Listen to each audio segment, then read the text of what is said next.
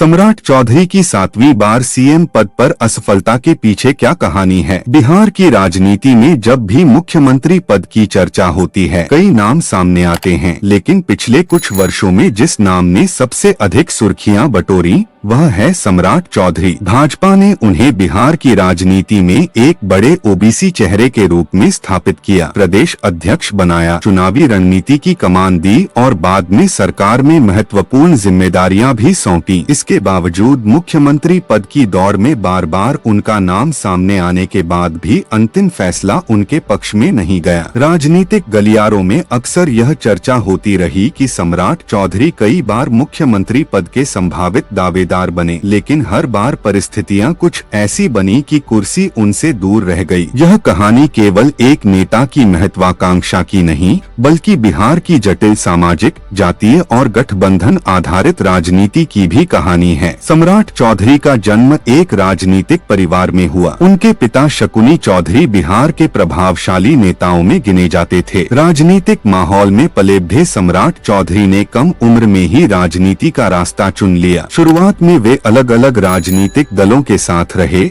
लेकिन बाद में भाजपा में शामिल होकर उन्होंने अपनी अलग पहचान बनाई। उनकी सबसे बड़ी ताकत उनकी कुशवाहा समुदाय में पकड़ मानी जाती है। बिहार की राजनीति में जातीय समीकरण हमेशा से महत्वपूर्ण रहे हैं। भाजपा को लंबे समय से एक ऐसे ओबीसी चेहरे की तलाश थी जो पार्टी के सामाजिक आधार को और मजबूत कर सके। सम्राट चौधरी इस भूमिका में फिट बैठते दिखाई दिए। जब बिहार में सत्ता परिवर्तन की चर्चाएं तेज होती थीं, तब हर बार सम्राट चौधरी का नाम संभावित मुख्यमंत्री के रूप में सामने आता था। राजनीतिक विश्लेषकों का मानना था कि भाजपा उन्हें आगे बढ़ाकर एक नया सामाजिक समीकरण तैयार करना चाहती है, लेकिन हर बार आखिरी क्षणों में समीकरण बदल जाते थे। पहली बड़ी बाधा गठबंधन राजनीति रही। बिहार में भाजपा लंबे समय तक नीतीश कुमार के साथ गठबंधन में रही। गठबंधन में रहते हुए मुख्यमंत्री पद भाजपा के पास नहीं था। ऐसे में सम्राट चौधरी जैसे नेताओं के लिए शीर्ष पद तक पहुंचना आसान नहीं था। दूसरी वजह भाजपा की केंद्रीय रणनीति रही। पार्टी अक्सर राज्यों में मुख्यमंत्री चेहरे की घोषणा करने के बजाय सामूहिक नेतृत्व की बात करती रही है। इससे कई बार मजबूत दावेदार भी अंतिम समय में पीछे रह जाते हैं। तीसरा कारण बिहार की जातीय राजनीति रही। राज्य में कोई भी दल केवल एक जाति के आधार पर सरकार नहीं बना सकता। मुख्यमंत्री चुनते समय भाजपा को अत्यंत पिछड़ा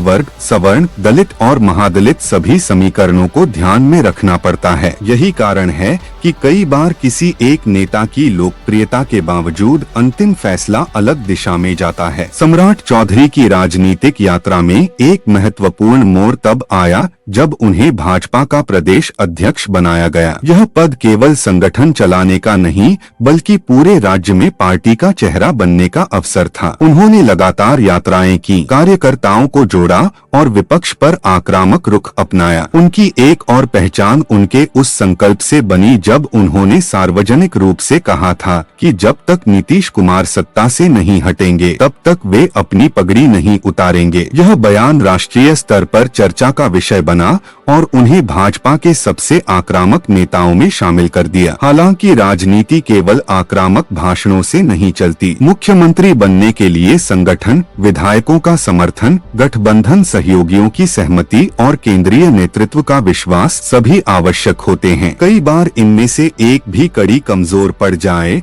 तो अंतिम फैसला बदल जाता है। सम्राट चौधरी के समर्थकों का मानना है कि वे कई अवसरों पर मुख्यमंत्री पद के सबसे मजबूत दावेदार थे, लेकिन विरोधियों का तर्क है कि उनकी संगठनात्मक क्षमता मजबूत होने के बावजूद राज्यव्यापी सर्वस्वीकार्यता अभी भी चुनौती रही। बिहार की राजनीति में एक दिलचस्प पहलू यह भी है कि यहाँ अक्सर अंतिम निर्णय चुनावी गणित देखकर लिया जाता है। पार्टी यह देखती है कि कौन सा चेहरा अधिक सीटें दिला सकता है और कौन विभिन्न समुदायों को साथ रख सकता है। सम्राट चौधरी के सामने एक और चुनौती यह रही कि बिहार में पहले से कई बड़े नेता मौजूद थे। नीतीश कुमार, तेजस्वी यादव, जीतन राम मांझी और अन्य क्षेत्रीय नेताओं की मजबूत उपस्थिति के बीच अपनी अलग जगह बनाना आसान नहीं था। राजनीतिक विश्लेषकों का मानना है कि मुख्यमंत्री पद तक पहुंचने के लिए केवल लोकप्रिय होना पर्याप्त नहीं होता, सही समय और सही परिस्थिति भी उतनी ही जरूरी होती है। कई बड़े नेता अपने पूरे राजनीतिक जीवन में मुख्यमंत्री नहीं बन पाते, जबकि कुछ नेता अचानक परिस्थितियों के कारण शीर्ष पद तक पहुंच जाते हैं। हाल के वर्षों में सम्राट चौधरी की भूमिका लगातार बढ़ी है। उन्हें सरकार और संगठन दोनों में महत्वपूर्ण जिम्मेदारियां मिली हैं। इससे यह संकेत मिलता है कि भाजपा उन्हें बिहार की राजनीति में लंबे समय तक महत्वपूर्ण भूमिका में देख रही है। यदि यह कहा जाए कि मुख्यमंत्री पद की दौड़ में उनकी असफलता केवल व्यक्तिगत कारणों से नहीं बल्कि बिहार की जटिल राजनीतिक परिस्थितियों के कारण हुई, तो यह अधिक उचित होगा। गठबंधन राजनीति, जातीय समीकरण, केंद्रीय नेतृत्व की रणनीति और समय, इन सभी कारकों ने मिलकर उनके राजनीतिक सफर को प्रभावित किया। लेकिन राजनीति में अंतिम अध्याय कभी नहीं लिखा जाता। जो नेता आज मुख्यमंत्री नहीं बन पाता, वही भविष्य में सबसे बड़ा दावेदार बन सकता है। बिहार की राजनीति में कई ऐसे उदाहरण मौजूद हैं जहां नेताओं ने वर्षों इंतजार किया और बाद में शीर्ष पद तक पहुंचे। सम्राट चौधरी की कहानी भी कुछ ऐसी ही दिखाई देती है। एक ऐसे नेता की कहानी जो लगातार संघर्ष करता रहा, संगठन में अपनी जगह बनाता रहा, समर्थकों की उम्मीदों का केंद्र बना रहा, लेकिन मुख्यमंत्री पद की मंजिल हर बार थोड़ी दूर रह गई। फिर भी राजनीति में संभावनाओं के दरवाजे कभी बंद नहीं होते। इसलिए सम्राट चौधरी की तथाकथित 7वीं बार मुख्यमंत्री पद से चूकने की कहानी को केवल असफलता की कहानी कहना गलत होगा। यह बिहार की बदलती राजनीति, सत्ता के समीकरणों और एक नेता की लंबी राजनीतिक यात्रा की कहानी है, जिसमें संघर्ष भी है, रणनीति भी है और भविष्य की संभावनाएं भी।